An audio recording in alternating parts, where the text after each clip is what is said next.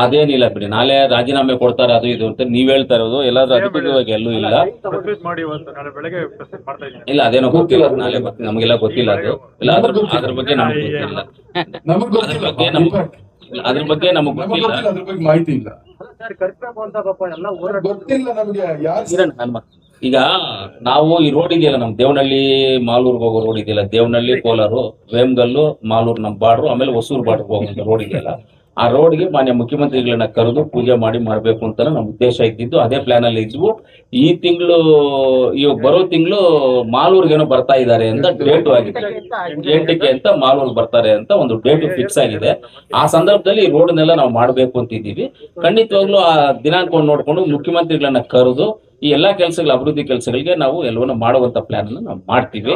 ಆದ್ರೆ ಇವಾಗ ನೀವ್ ಹೇಳ್ತಾ ಇರೋದಷ್ಟೇ, ಅವ್ರೇನೋ ಇದು ಅದು ಅಂತ ನಮ್ಮ ಗಮನಕ್ಕೆ ಯಾವುದೂ ಇಲ್ಲ, ನಮಗ್ ಗೊತ್ತೂ ಇಲ್ಲ ಅದ್ರ ಬಗ್ಗೆ.